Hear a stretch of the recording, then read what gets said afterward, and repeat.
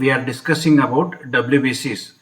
ನಾವು ನ್ಯೂಟ್ರೋಫಿಲ್ ಅಂತಂದ್ರೆ ಏನು ಅಂತ ನೋಡಿದ್ವಿ. ನ್ಯೂಟ್ರೋಫಿಲ್ ಶೇಪು, ಸೈಜು ಮತ್ತು ಅದರ ಕಂಟೆಂಟ್ಸು, ಅದರ ಫಂಕ್ಷನ್ ಏನು ಅಂತ ನಾವು ಆಲ್ರೆಡಿ ನೋಡಿದ್ದೀವಿ.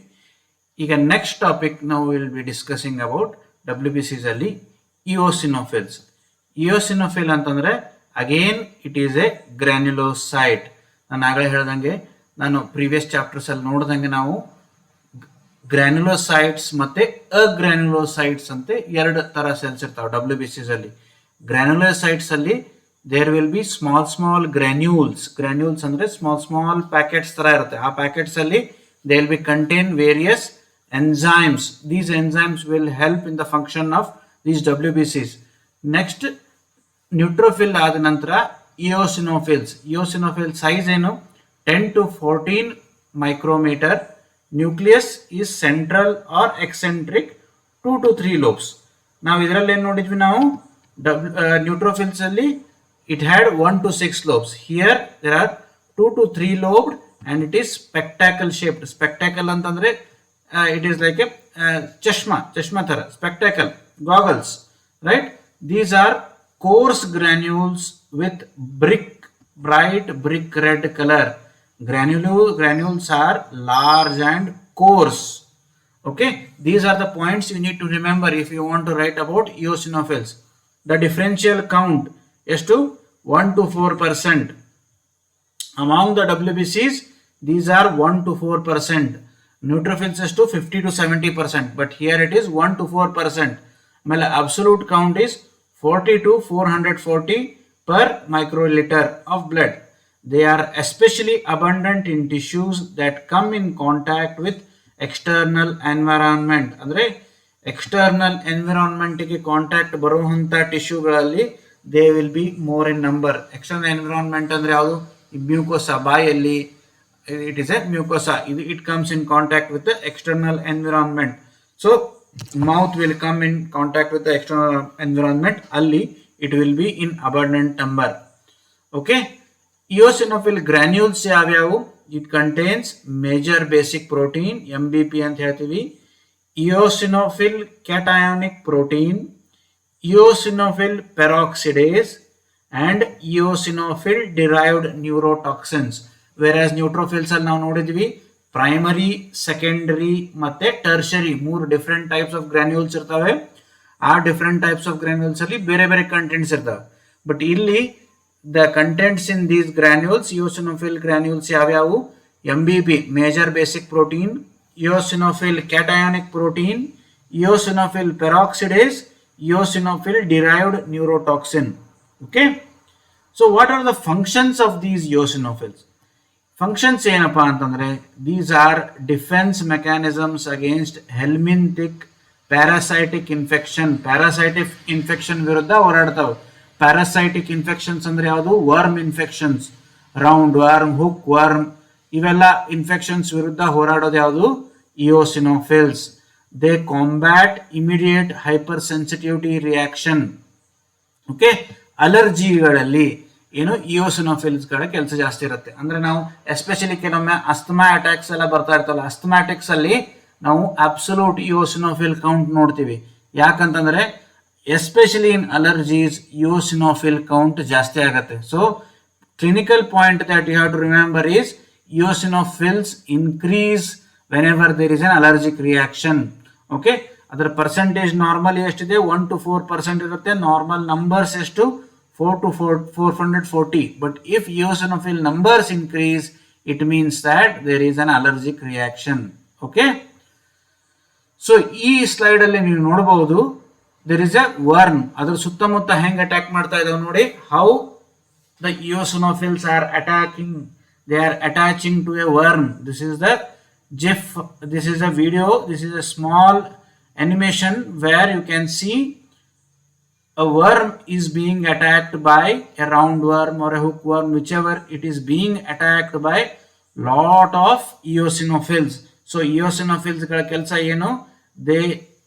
they are defense against helminthic or parasitic infections, that is especially worm infections, and they are involved in hypersensitivity reactions, that is in immunity, immediate hypersensitivity reactions. ಅಲ್ಲಿ immunity ಅಲ್ಲಿ ನೋಡ್ತೀರಿ, ಮತ್ತೆ immunity, type 1, type 2, 3, 4 ಅಂತ different types of immune reactions. ಅದರಲ್ಲಿ immediate hypersensitive reactions ಅಲ್ರಿ ಅಂದ್ರೆ allergic reactions ಅಲ್ಲಿ eosinophils will work. Okay, eosinophilia ಅಂತಂದ್ರೆ increase in the number, eosinophilia ಅಂತಂದ್ರೆ decrease in the number. Eosinophilia ಎಲ್ಲಾಗುತ್ತೆ? Allergic reactions. It has not been mentioned in this slide. Okay, you can mention allergic reactions, okay, worm infestations, ಇದರಲ್ಲಿ eosinophilia ಆಗುತ್ತೆ. Next we are going to see about basophils and mast cells. Basophils are again granulocyte. So granulocytes ಅಲ್ಲಿ ಮೂರು ಯಾವ್ಯಾವು? Neutrophils, eosinophils, basophils. ಬೇಸೋಫಿಲ್ ಗಳ size ಎಷ್ಟು? 10 to 14 micrometer. Nucleus is central. ಅದರಲ್ಲಿ ಏನಿತ್ತು? Central ಅಥವಾ ಎಕ್ಸೆಂಟ್ರಿಕ್. ಸೆಂಟ್ರಲ್ ಅಂದ್ರೆ ಮಧ್ಯದಲ್ಲಿರುತ್ತೆ, ಎಕ್ಸೆಂಟ್ರಿಕ್ ಅಂತಂದ್ರೆ it will be in the, it can be in the side also. So it is, nucleus is usually in the center. 2 to 3 lobes overlaid with coarse purplish blue granules. ಅದರಲ್ಲಿ ಏನಿತ್ತು? ಇಯೋಸಿನೋಫಿಲ್ ಅಲ್ಲಿ BRIC red granules ಇತ್ತು, ಇದರಲ್ಲಿ coarse purplish blue granules ಇದಾವೆ. Okay, so this is how a basophil will look like. It will look like a bluish purple granules ಇರ್ತಾವೆ ಅದರಲ್ಲಿ. Okay, when activated, basophils degranulate to release histamine. Basophils ಏನ್ ಮಾಡ್ತವೆ? Activation ಆದ್ಮೇಲೆ what are the contents in the granules of basophils? Contents of basophilic granules ಅಂತಂದ್ರೆ histamine, proteoglycans, proteolytic enzymes and leukotrienes and cytokines. These are the contents of granules in a, these are the contents of granules in a basophil. Okay, normal values, differential count is to 0.0 to 0.1%, absolute count 1 to 100 per microliter of blood. Right, next mast cells andre usually present in tissues with more propensity in mucosal and connective tissue. Okay, round or elongated cells and nucleus is without segmentation. These are the mast cells. Nucleus doesn't have any segments. ಇದರಲ್ಲಿ basophils ಅಲ್ಲಿ lobes ಇರ್ತಾವೆ, but ಇದರಲ್ಲಿ ಯಾವುದು lobes ಇರಲ್ಲ, nucleus ಗೆ lobes ಇರಲ್ಲ. It is also found in the bone marrow but absent in the blood. ಇದರಲ್ಲಿ bone ಮ್ಯಾರೋದಲ್ಲಿ ಫಾರ್ಮ್ ಆಗುತ್ತೆ, ಬಟ್ ಬ್ಲಡ್ ಅಲ್ಲಿ ಕಾಣಲ್ಲ mast cells, but they will be present in the tissues and connective tissue, mucosal and connective tissue. They are quite similar to basophil in content and functions. ಏನಿದರ ಕೆಲಸ ಏನು ಅಂತಂದ್ರೆ mast cells ಮತ್ತೆ basophils ಎರಡು almost same in contents. ಅದರ granules ಮತ್ತು ಅದರ functions ಎರಡು almost same, ಎರಡು ಒಂದೇ ತರ ಕೆಲಸ ಮಾಡ್ತವೆ. ಆಮೇಲೆ contents same, but mast cells are present in the mucosal and connective tissue, whereas basophils are present in the blood. Okay, function of basophils and mast cells, again to repeat, the cis cell along with mast cells have been associated with hypersensitivity reactions, systemic hypersensitivity reactions, especially in persons having atopic tendency, and they help in the protection in worm infections. Next we are going to see what is a monocyte macrophage system. Monocytes and macrophages together they form a system. Monocytes and macrophages, monocytes are 4 to 8%. These are agranulocytes, ಅಂದ್ರೆ granules ಇರುವುದಿಲ್ಲ ಇದರಲ್ಲಿ. Lymphocytes ಮತ್ತೆ monocytes ಅಲ್ಲಿ granules ಇರಲ್ಲ. So this falls under agranulocyte. In the introduction hematopoiesis chapter, ಯಾವ್ಯಾವ cell ಲೈನಿಗೆ ಯಾವ್ದಾವ್ದು progenitor cell ಅಂತ ನೋಡಿದೀವಿ ಆಲ್ರೆಡಿ. ಅಂದ್ರೆ you can go back to the video of hematopoiesis and see. ಒಂದು ಮೇನ್ ಒರಿಜಿನಲ್ ಸ್ಟೆಮ್ ಸೆಲ್ ಇರುತ್ತೆ, that stem cell gets converted into progenitor cells. Progenitor ಅಂದ್ರೆ ಒಂದು particular family.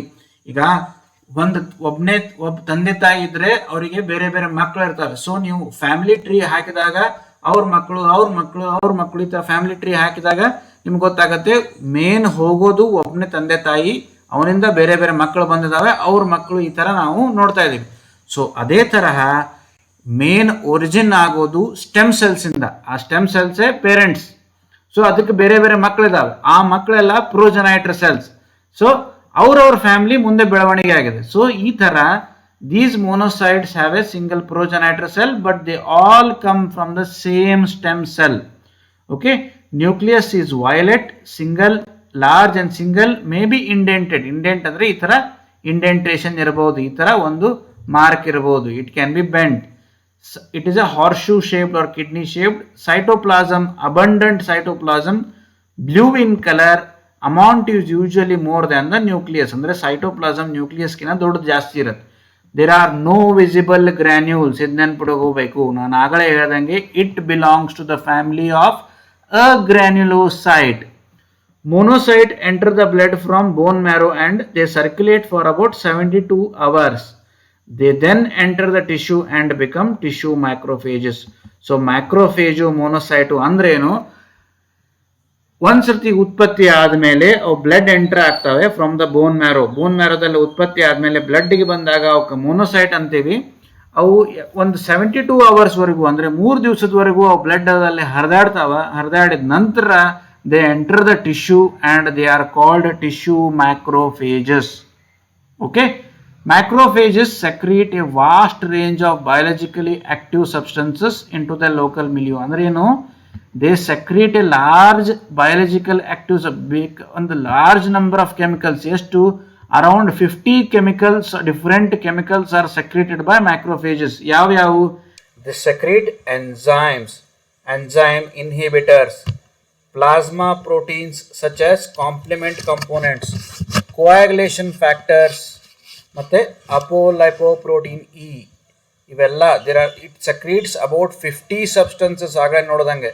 Okay, factors that regulate the function of other cells secrete ಮಾಡ್ತವೆ. ಯಾವ್ಯಾವು? Interferon, interleukin 1, mitogens, angiogenesis factor, and low molecular weight substances such as reactive metabolites of oxygen and derivatives of arachidonic acid. So ಇದರಲ್ಲಿ ಸಾಕಷ್ಟು examples ಇದಾವೆ ನಿಮಗೆ. So you can, if it is asked monocyte ಮತ್ತೆ macrophage system ಅಂತ ಕೇಳಿದರೆ ಏನೇನು ಬರೀಬೇಕು ನೀವು? Monocytes are produced in the blood, in the bone marrow. Once they circulate in the blood for about 72 hours, then they enter the tissue to become tissue macrophages. Okay, so this is how a monocyte and macrophage system works. Adadmele they secrete about 50 biologically active substances, and few examples are enzymes, enzyme inhibitors, plasma proteins such as complement components, coagulation factors, apolipoprotein E, various. ಇದನ್ನ ಬೇಕಿದ್ರೆ note ಮಾಡ್ಕೋಬಹುದು ನೀವು. Okay, so next chapter will be dealing with platelets. Platelets ಅಂತಂದ್ರೆ ಏನು? These are small 2 to 3 micrometer disc shaped anuclear reddish purple cells. Okay, you should be able to write this definition of platelets. These are small 2 to 3 micrometer disc shaped anuclear ಅಂದ್ರೆ nucleus ಇರುವುದಿಲ್ಲ. ಅದೇ ತರ RBC ಗಳಲ್ಲೂ nucleus ಇರುವುದಿಲ್ಲ. Reddish purple cells, these are reddish purple cells. ಇಲ್ಲಿ ಕಾಣ್ತಾ ಇದಾವಲ್ಲ, these are platelets. So these are reddish purple cells. Okay, platelet lifespan is to 7 to 10 days. Platelet count 1.5 to 4 lakhs per millimeter cube of blood. Platelets are released from bone marrow to enter 2/3 into the peripheral blood, 1/3 is seized in the spleen. ಅಂದ್ರೆ ಬೋನ್ ಮ್ಯಾರೋದಲ್ಲಿ ಉತ್ಪತ್ತಿ ಆದ ನಂತರ 2/3 number of ಅಂದರೆ 70% of cells ಎಲ್ಲಿರ್ತವೆ? Peripheral ಬ್ಲಡ್ಡಿಗೆ secrete ಆಗ್ತವೆ. ಆಮೇಲೆ around 30 to 35% ಸ್ಪ್ಲೀನಲ್ಲೇ ಉಳ್ಕೊಂಡ್ಬಿಡ್ತಾವೆ. Okay, platelet production, myeloid stem cell, megakaryocyte, megakaryoblast, ಇದು ಮೆಗಾಕ್ಯಾರಿಯೋಸೈಟ್ ಆಗುತ್ತೆ. So from there platelets are produced. So again with the help of ಎಲ್ಲಿಂದ ಥ್ರಾಂಬೋಪಾಯಿಟಿನ್ ಹಾರ್ಮೋನ್, ಎರಿಥ್ರೋಪಾಯಿಟಿನ್ ಹಾರ್ಮೋನ್ ಇಂದ ಏನಾಗುತ್ತೆ, ಆರ್ ಬಿ ಸಿಗಳು ಉತ್ಪತ್ತಿ ಆಗ್ತಾವೆ. ಎರಿಥ್ರೋಪಾಯಿಟಿನ್ ಎಲ್ಲಿಂದ ಸೆಕ್ರೇಟ್ ಆಗುತ್ತೆ, ಕಿಡ್ನಿಯಿಂದ ಸೆಕ್ರೇಟ್ ಆಗುತ್ತೆ. ವೆರಾಸ್ ಥ್ರಾಂಬೋಪಾಯಿಟಿನ್ is secreted from kidneys and the liver. Okay, platelets are formed within the cytoplasm of megakaryocytes. One megakaryocyte produces about 2000 platelets. ಅಂತಂದ್ರೇನು, ಒಂದು ಮೆಗಾ ಕ್ಯಾರಿಯೋಸೈಟ್ ನಿಂದ 2000 ಪ್ಲೇಟ್ಲೆಟ್ಗಳು ಉತ್ಪತ್ತಿ ಆಗ್ತಾವ within the bone marrow and it is released into the circulation. So platelets are formed within the cytoplasm of megakaryocytes. One megakaryocyte produces about 2000 platelets within the bone marrow and it is released into the circulation. Okay, platelet structure ಯಾವ ಥರ ಇರುತ್ತೆ ಅಂತಂದರೆ, ಇದು peripheral zone, ಅದರ platelet ಪೆರಿಫೆರಿಗಳಲ್ಲಿ ಅಂದರೆ platelet ಈ ಥರ periphery ಅಂದರೆ ಅದರ ಸೆಲ್ ವಾಲ್ ಹತ್ರ ಅಥವಾ ಸೆಲ್ ಮೆಂಬ್ರೇನ್ ಹತ್ರ ಅದರ ಪೆರಿಫೆರಿಗಳಲ್ಲಿ ಏನಿರ್ತವೆ, these are responsible for platelet adhesion and aggregation. Whenever there is a bleeding, ಎಲ್ಲಾದರೂ ರಕ್ತಸ್ರಾವ ಆದರೆ ಅಥವಾ ಏನಾದರೂ ವೆಸಲ್ ಕಟ್ ಆದರೆ ಅಲ್ಲಿ ಹೋಗಿ ಪ್ಲೇಟ್ಲೆಟ್ ಪ್ಲಗ್ ಫಾರ್ಮೇಷನ್ ಆಗಬೇಕು. ನೀವು ಕೋಆಗ್ಯುಲೇಷನ್ ಮತ್ತು ಹೀಮೋಸ್ಟಾಸಿಸ್ ಚಾಪ್ಟ್ರಲ್ಲಿ again you will learn about these things in a much better way. But ಈಗೇನು ಮಾಡ್ತವೆ, ಪ್ಲೇಟ್ಲೆಟ್ ಎಡೇಷನ್ ಆಗಿ ಅಗ್ರಿಗೇಷನ್ ಆಗಬೇಕು. ಒಂದಕ್ಕೊಂದು ಪ್ಲೇಟ್ಲೆಟ್ ಎಡೇಸಿವ್ ಅಂತಂದರೆ ಸ್ಟಿಕ್ ಆಗೋದು, ಎಡೇಸಿವ್ ಟೇಪ್ ಅಂತಂದರೆ ಸ್ಟಿಕ್ ಮಾಡಲಿಕ್ಕೆ, ಪ್ಲೇಟ್ಲೆಟ್ ಎಡೇಷನ್ ಆಗಿ ಪ್ಲೇಟ್ಲೆಟ್ ಒಂದಕ್ಕೊಂದು ಜಾಯಿನ್ ಆಗಿ ಅಗ್ರಿಗೇಟ್ ಅಂದರೆ ಗುಂಪಾಗಬೇಕಲ್ಲ. So in the peripheral region it is responsible for adhesion and aggregation. Glycocalyx ಇರ್ತದೆ, ಗ್ಲೈಕೋಪ್ರೋಟೀನ್ ರಿಸೆಪ್ಟರ್ಸ್. ಯಾವ್ಯಾವ ರಿಸೆಪ್ಟರ್ಸು, GP1A and GP2A. It binds to the collagen. GP1A ಮತ್ತು GP2A ರಿಸೆಪ್ಟರ್ಸ್ ಏನು ಮಾಡ್ತವೆ, they bind to the collagen and GP1B binds to von Willebrand factor. GP2B3A binds to fibrinogen. ಇಷ್ಟೆಲ್ಲ ನಿಮಗೆ ನೆನಪಿಟ್ಕೊಳ್ಳೋದು ಬೇಕಾಗಿಲ್ಲ. But ಏನೇನು platelet structure ಕೇಳಿದರೆ, it has got 4 important zones. ಒಂದು peripheral zone which is meant for platelet adhesion and aggregation, membrane zone, okay, and cytoskeleton and organelle zone.